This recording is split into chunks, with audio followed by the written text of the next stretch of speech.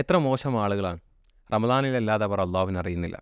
നമ്മുടെ camp root അതിൻ്റെ 5ാമത്തെ എപ്പിസോഡിലാണ്. ഏവർക്കും സ്വാഗതം. അപ്പോൾ ഇന്ന് നമ്മൾ ചർച്ച ചെയ്യുന്നത് റമദാന് ശേഷം നമ്മുടെ ജീവിതം, അവിടെ നമ്മൾ സൂക്ഷിക്കേണ്ട നമുക്കുണ്ടാകേണ്ട ശ്രദ്ധകൾ, അതുപോലെ തന്നെ നമ്മൾക്ക് നന്മയിലുണ്ടാകേണ്ട സ്ഥിരത, ഇതൊക്കെയാണ് നമ്മളിന്ന് ചർച്ച ചെയ്യാൻ പോകുന്നത്. അപ്പോൾ ഇൻഷാ അല്ലാ സ്റ്റാർട്ട് ചെയ്യാനിരിക്കുന്നു. നമ്മുടെ കൂടെ ഉള്ളത് അംജദ് എടവണ്ണയാണ്. അപ്പോൾ സ്റ്റാർട്ട് ചെയ്യാം. ഇൻഷാ അല്ലാ. അള്ളാഹു നമ്മൾക്കൊരു മാസം പ്രാക്ടീസ് ആയിരിക്കുന്നത് റമദാനിൽ കൂടെ. നമുക്കൊരു പ്രാക്ടീസ് എന്തിനാ? മെയിൻ രംഗത്തേക്ക് നമുക്ക് ഉപയോഗപ്പെടാനാണ്. അപ്പോൾ റമദാൻ ഇനിയാണ് ആരംഭിക്കാൻ പോകണം. ശരിക്കും പറഞ്ഞാൽ റമദാൻ്റെ ഒരു യഥാർത്ഥമായിട്ടൊരു എഫക്റ്റ് വരാൻ പോകണം ഇനിയാണ്. റമദാന് ശേഷം ചൊവ്വാൽ 1 മുതൽ ആ ചെറിയ പെരുന്നാൾ സുബൈക്ക് പള്ളിക്ക് മുതൽ എത്ര പേര് പോകും, അന്ന് ജമാഅത്തുകൾക്ക് എത്ര പേരുണ്ടാവും. ഇവിടെ നമുക്ക് റമദാൻ കറക്റ്റ് സ്റ്റാർട്ട് ചെയ്യും. നമുക്ക് റമദാന് ശേഷമുള്ള ഒരു ആഴ്ച കൊണ്ട് നമുക്ക് ഫീൽ ചെയ്യും റമദാൻ നമുക്ക് കിട്ടിയോ ഇല്ലേ എന്നുള്ള കാര്യം. റമദാൻ നമുക്ക് പരിശീലനം നമ്മളെ പാകപ്പെടുത്തി എടുത്തതാണ്. നമ്മൾ കുറേ കാലമായിട്ട് എല്ലാത്തിനും തിരക്കിലാണെന്ന് പറഞ്ഞ ആൾക്കാരാണ്. ഒന്നിനും സമയമില്ല എന്ന് പറഞ്ഞ ആൾക്കാർ, ഒന്നിനും കഴിയുന്നില്ല എന്ന് പറഞ്ഞ ആൾക്കാർ, തെറ്റുകൾ അവസാനിപ്പിക്കാൻ പറ്റുന്നില്ല എന്ന് പറഞ്ഞ ആൾക്കാർ, ഞാൻ എന്തിനൊക്കെയോ അഡിക്റ്റാണെന്ന് സ്വയം പരാതി പറഞ്ഞ ആൾക്കാർ. പക്ഷേ റമദാനിൽ കൂടെ അല്ലാഹു നമ്മളെ കുറേ കാര്യം ബോധ്യപ്പെടുത്തിയേക്കാണ്. നിനക്ക് പലതും പറ്റും, സാധ്യമാണ്, നീ ശ്രമിച്ചാൽ നിന്നെക്കൊണ്ട് സമയം കണ്ടെത്താൻ പറ്റും, നിന്നെ കൺട്രോൾ ചെയ്യാൻ പറ്റും, ഒക്കെ നമ്മൾക്ക് പടച്ചോൻ തെളിയിച്ചു തന്നു. ആ തെളിയിച്ചെന്നൊക്കെ എന്തിനാ വെച്ചാൽ റമദാന് ശേഷം അടുത്ത 11 മാസം അങ്ങനെ പോകാൻ വേണ്ടിയാണ്. അപ്പോൾ അത് നമ്മൾക്ക് സാധ്യമാകണം. ഇല്ലെങ്കിൽ നമുക്ക് റമദാൻ പോയി എന്നുള്ള അർത്ഥം. അത് നഷ്ടപ്പെടുത്തൂല എന്നുള്ള തീരുമാനം നമ്മൾക്ക് ഇപ്പോഴേ ഉണ്ടാവണം എന്നുള്ളതാണ്. അപ്പോൾ നന്മയുടെ സ്ഥിരത എന്നുള്ളത്, കൺസിസ്റ്റൻസി എന്നുള്ളത് ഏത് മേഖലയിലും വിജയത്തിൻ്റെ നിദാനമായിട്ടുള്ള പ്രധാനപ്പെട്ട ഒരു വാക്കാണ്. അപ്പോൾ അത് നന്മയുടെ കാര്യത്തിൽ നമ്മൾക്ക് ഉണ്ടാകുക എന്നുള്ളതാണ്. അപ്പോൾ അത് നിലനിർത്തിക്കൊണ്ട് ഇപ്പോൾ റസൂൽ ഇഷ്ടം അതാണ്. അപ്പോൾ അതാണ് ആയിഷ റളിയല്ലാഹു വന്ന് ചോദിക്കുന്നത്. ആയിഷ റളിയല്ലാഹു റസൂലിനോട് ചോദിക്കുന്നു, അബുൽ അമാലു ഇലല്ലാ, അള്ളാഹുവിന് ഇഷ്ടപ്പെട്ട അമൽ ചെയ്ത്. അപ്പോൾ റസൂൽ പറയുന്നത് അത് വമുഹ വൈൻകല്ല, ചെറുതാണെങ്കിലും പതിവാക്കുക. അപ്പോൾ സ്വാഭാവികമായിട്ട് നമ്മൾക്ക് ഉണ്ടാകുന്ന ചോദ്യമാണ്. ഇപ്പോൾ ഖുർആൻ പാരായണം ഒരുപാട് നിർവഹിച്ചു, രാത്രി നമസ്കാരം 29 ദിവസവും അല്ലെങ്കിൽ 30 ദിവസവും പൂർണ്ണമായിട്ട് നിർവഹിക്കാൻ സാധിച്ചു. അപ്പോൾ വലിയ ഒരു അച്ചീവ്മെൻ്റാണ് സത്യത്തിൽ നമുക്ക് ലഭിച്ചിട്ടുള്ളത്. അപ്പോൾ നമ്മൾ നേരത്തെ സൂചിപ്പിച്ച പോലെ സ്വയം നമ്മൾക്ക് തന്നെ ബോധ്യപ്പെട്ടു, എന്നെക്കൊണ്ട് ഇത്രയൊക്കെ പറ്റും. അപ്പോൾ ഇതെങ്ങനെ നിലനിർത്തും? ഇത് വളരെ ഗൗരവപ്പെട്ട ചോദ്യമാണ്. ഇതിന് നമ്മളെങ്ങനെ ഉത്തരം നൽകാം? ഇസ്ലാമിക പ്രമാണങ്ങൾ എന്തെങ്കിലും ഒരു ഉത്തരം? ഒന്നാമത്തെ ഒരു വിഷയം എന്ന് പറഞ്ഞാൽ നമ്മൾക്ക് നമ്മുടെ മനസ്സ് പാകപ്പെട്ട് കിട്ടണം എല്ലാ വിഷയത്തിനും, അല്ലേ? ഇപ്പോൾ സുബൈക്ക് എഴുന്നേൽക്കാൻ മനസ്സ് റെഡി ആവണം. നമ്മുടെ മനസ്സ് ഒരുങ്ങുമ്പോഴാണ് ബാക്കിയെല്ലാം റെഡി ആവുക. അപ്പോൾ നമ്മളെ മനസ്സിനെ എങ്ങനെ ഒരുക്കുക? അപ്പോൾ ഒരിക്കൽ റസൂലിൻ്റെ അരികിലേക്ക് ഒരു സ്വഹാബി കടന്നു വരിക. എന്നാൽ അദ്ദേഹം ചോദിക്കണത്, ഇന്ന ഷറായിൽ ഇസ്ലാമി ഖദ് കസ്റത്ത് അലയ്യ നബിയെ, എനിക്ക് മതത്തിൻ്റെ നിയമങ്ങളൊക്കെ വളരെ പ്രയാസകരമായിട്ട് അനുഭവപ്പെടുന്നു. അതെനിക്ക് ജീവിതത്തിൽ പുലർത്തണം എന്നൊക്കെ പക്ഷേ പറ്റണില്ല.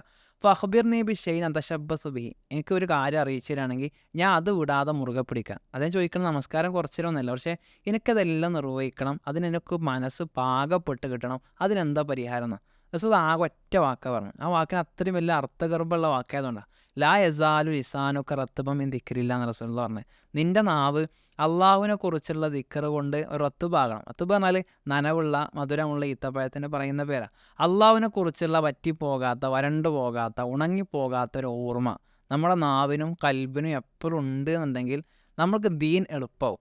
അള്ളാഹുവിൻ്റെ കൽപ്പനകൾ ശിരസാ വഹിക്കുക എന്ന് പറഞ്ഞാൽ, സുബൈക്ക് എഴുന്നേറ്റ് പോകുക എന്ന് പറഞ്ഞാൽ, ഖുർആൻ പാരായണം ചെയ്യുക എന്ന് പറഞ്ഞാൽ, നമസ്കരിക്കുക എന്ന് പറഞ്ഞാൽ, സുന്നത്തെടുക്കുക എന്ന് പറഞ്ഞാൽ, ഇതൊക്കെ നമുക്ക് ഇഷ്ടത്തോടെ നിർവഹിക്കാൻ പറ്റും അള്ളാഹിൻ്റെ ദിക്ർ നമ്മുടെ കൂടെ ഉണ്ടെങ്കിൽ. അത് ഏറ്റവും പരമമായിട്ട് നമ്മൾ ആലോചിക്കേണ്ടത്. അള്ളാഹിനെ മറക്കാതെ മുന്നോട്ട് പോയിക്കൊണ്ടേയിരിക്കാം.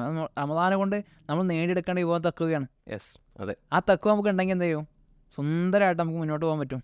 അപ്പോൾ നമ്മളെ ഖുർആൻ പറയുന്ന പോലെ തസവ്വദു ഫൈന ഖൈറ സാദി തഖ്വ. അപ്പോൾ നമ്മുടെ ജീവിതയാത്രയെ ഏറ്റവും നല്ല പാതയം അത് തഖ്വയാണ്. അത് റമദാനിലൂടെ നമ്മൾ നേടിയെടുത്തു, കയ്യിലുണ്ട്. അതിനി നഷ്ടപ്പെടുത്താതിരിക്കുക എന്നുള്ളതാണ് ഇവിടെ ഏറ്റവും പ്രധാനപ്പെട്ടതായി നമ്മൾ മനസ്സിലാക്കേണ്ട ഒരു കാര്യം.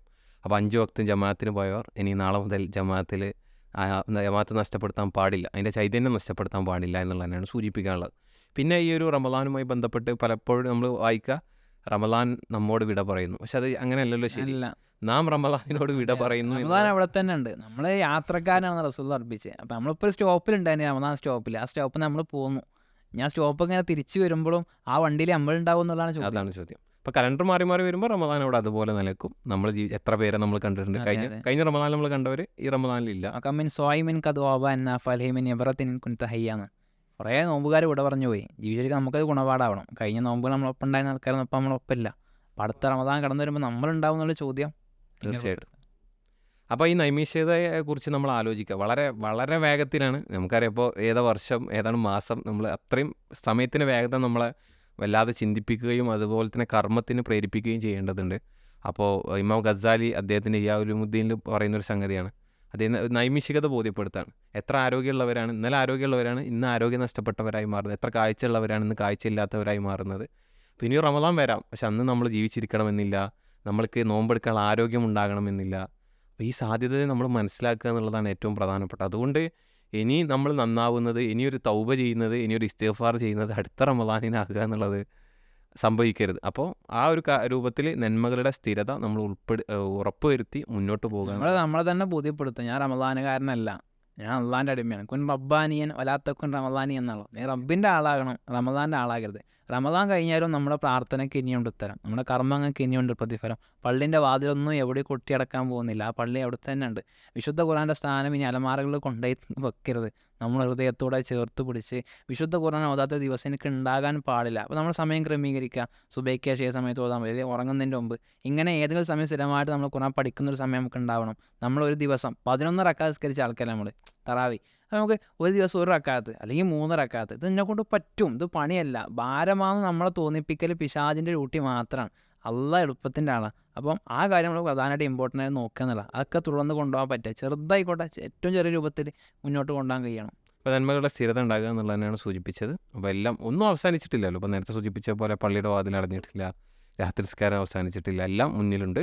അപ്പോൾ ആ നന്മയുടെ വിഭവങ്ങൾ തേടാൻ ഓരോരുത്തരും തയ്യാറാകുക എന്നുള്ളതാണ്. റമദാനിൽ അള്ളാഹ് കാണുന്നുള്ള ബോധ്യത്തോടു കൂടി നമ്മൾ എന്തില്ല, വെള്ളം കുടിച്ചിട്ടില്ല, പക്ഷെ റമദാൻ കഴിയുമ്പോൾ അള്ളാഹ് അവിടെ തന്നെ ഉണ്ട്. അപ്പോൾ അള്ളാഹ് കാണുന്ന ബോധ്യത്തോടു കൂടി തെറ്റ് ചെയ്യാതെക്കാനും പറ്റണം, അപ്പോൾ വിജയിക്കുക.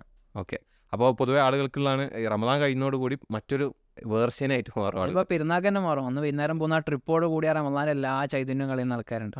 അപ്പോൾ നമ്മൾ നേടിയെടുത്ത ഒരു മാറ്റം, ആ ഒരു എന്താ പറയുക ചൈതന്യം, ആ ഒരു ഈമാനികമായ ആവേശം, അതൊന്നും നമ്മൾ നഷ്ടപ്പെടുത്താതെ മുന്നോട്ട് പോവുക. പിന്നെ നമ്മൾ റസൂൽ സ്വല്ലല്ലാഹു അലൈഹി വസല്ലം ഒരു ഖബറിനരികിലൂടെ പോകുമ്പോൾ ചോദിക്കുന്നുണ്ട്, ഈ ഖബറിൽ ആരാണുള്ളത്? അപ്പോൾ ഇന്ന വ്യക്തിയാണെന്ന് അബൂ ഹുറൈറ റളിയല്ലാഹു അൻഹു മറുപടി പറയാണ്. അപ്പോൾ പ്രവാചകൻ സ്വല്ലല്ലാഹു അലൈഹി വസല്ലം പറയാണ്, അവർക്കൊരു അവസരം കിട്ടിയിരുന്നു, അവർക്ക് ഈ ദുനിയാവിലെ എല്ലാത്തിനേക്കാൾ ഉത്തമമായിട്ടുള്ളത് 2 റക്അത്ത് നമസ്കാരമാകുമായിരുന്നു.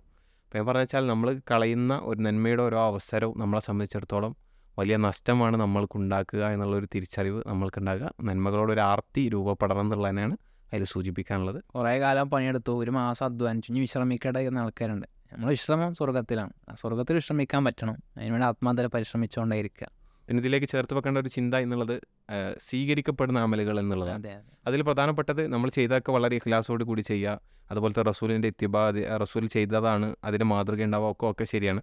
അതോടൊപ്പം നമ്മൾ ചെയ്യേണ്ട ഒന്ന് പ്രാർത്ഥനയാണ് തീർച്ചയായിട്ടും. അപ്പോൾ കുറേ ചെയ്തു, കുറേ അധ്വാനിച്ചു, കഷ്ടപ്പെട്ട് ചെയ്തു, നമ്മൾ ആ ചോര നീരാക്കി ഉണ്ടാക്കിയ സമ്പത്തിന് സക്കാത്ത് പോലും കൊടുത്തു, പക്ഷെ ഇതൊക്കെ അള്ളാഹ് സ്വീകരിക്കണമെങ്കിൽ എന്ത് ചെയ്യണം? ഓരോ കർമ്മങ്ങൾക്ക് ശേഷം നമ്മൾ ആ റിക്വസ്റ്റ് കൊടുക്കണം, സ്വീകരിക്കാൻ വേണ്ടി നിവേദനം ചെയ്തുകൊണ്ടേയിരിക്കണം, റബ്ബനാ തഖബ്ബൽ മിന്നാ എന്ന് പറഞ്ഞുകൊണ്ടേയിരിക്കണം, ആവശ്യപ്പെട്ടുകൊണ്ടേയിരിക്കണം. അപ്പോൾ അതുകൂടി നമ്മളെ ചിന്തകളിൽ ഉണ്ടാകുക. പ്രത്യേകിച്ച് റമദാന് ശേഷമുള്ള ജീവിതത്തിൽ റസൂൽ സ്വല്ലല്ലാഹു അലൈഹി വസല്ലമയുടെ സുബൈക്ക് ശേഷമുള്ള ഒരു പ്രാർത്ഥന ഉണ്ടല്ലോ, അല്ലാഹുമ്മ ഇന്നി അസ്അലുക ഇൽമൻ നാഫിയ വ റിസ്ഖൻ ത്വയ്യിബ വ അമലൻ മുതഖബ്ബല. അള്ളാഹുവെ ഉപകാരപ്രദമായ അറിവ്, ത്വയ്യിബായ റിസ്ഖ്, സ്വീകരിക്കപ്പെടുന്ന അമലുകൾ അള്ളാഹുവെ ഞാൻ നിന്നോട് ചോദിക്കാൻ. അപ്പോൾ ആ രൂപത്തിൽ നമ്മൾ മുന്നോട്ട് പോവുക. ഞാൻ അവസാനിപ്പിക്കാമെന്ന് വിചാരിക്കുന്നു. വേറെ എന്തെങ്കിലും ചേർക്കാനുണ്ടോ ഇതിലേക്ക്? കാര്യമായിട്ടൊന്നുമില്ല, നമ്മുടെ പര്യവസാനം എപ്പോഴും നന്നാക്കാൻ നോക്കുക ഏത് വിഷയത്തിലും. ഇപ്പോൾ നമ്മൾ റമദാനിൽ കുറേ പരിശ്രമിച്ചു, നമ്മൾ റമദാൻ കഴിഞ്ഞാണ്ട് ഉദാഹരണം പറയാം, ഇപ്പം നമ്മളെ മനസ്സിൽ നല്ല ദീനിയായ ഒരാൾ, അയാൾ റമദാനൊക്കെ കഴിഞ്ഞ് തിയേറ്ററിൽ പോയി അവിടുന്ന് മരിച്ചു എന്നിരുത്, അയാൾ മയ്യത്തിന് തിയേറ്ററിൽ നിന്ന് പുറത്തുകൊണ്ട് നമ്മൾ കരുവോ? നമ്മളിങ്ങനെ പറയുമോ റമദാനൊക്കെ പരമാവധി ഉപയോഗപ്പെടുത്തിയാലാകണം? മാഷാ അല്ലാഹ്, ഇല്ലല്ലോ. അപ്പോൾ നമ്മുടെ അവസാന മൊമെൻ്റ് വരെ നമ്മൾ ഏറ്റവും നന്മയിലുണ്ടാവും, അവസാനത്തെ ലാപ്പ് വരെ, മരിക്കണ വരെ നന്മയിൽ തന്നെ മുന്നോട്ട് പോകാൻ പറ്റണം എന്നുള്ള ഒരു ചിന്തയുണ്ടാകും. അത് നമ്മളെ കുറേ സംസ്കരിച്ച് നമ്മൾ നന്നാക്കിയെടുത്തത്, നമ്മൾക്ക് വേണ്ടി സ്വർഗത്തിൻ്റെ കവാടം തുറന്നത് നമ്മൾ സ്വർഗത്ത് കയറാൻ വേണ്ടിയിട്ടാണ്. നരകത്തിൻ്റെ കവാടങ്ങൾ കൊട്ടിയടച്ചത് നമ്മൾ നരകത്ത് പ്രവേശിക്കാതിരിക്കാനാണ്. നമ്മളെ പിശാചുക്കളെ ബന്ധനത്തിലിട്ടത് നമ്മളൊരു അഡിക്ഷനുക്കും തെറ്റുക്കും കടന്നു പോകാതെ നമ്മുടെ മനസ്സിനെ സുന്ദരമാക്കി നിർത്താൻ വേണ്ടിയിട്ടാണ്. ഇതൊക്കെയും അള്ളാഹുവിന് ഇഷ്ടമായിരുന്നു, അള്ളാഹുവിൻ്റെ സ്നേഹമായിരുന്നു. ആ സ്നേഹമെന്ന് പറഞ്ഞാൽ അള്ളാഹുവിൻ്റെ സ്വർഗത്തിലേക്ക് നമ്മൾ ഉണ്ടാകണമെന്ന താല്പര്യമാണ്.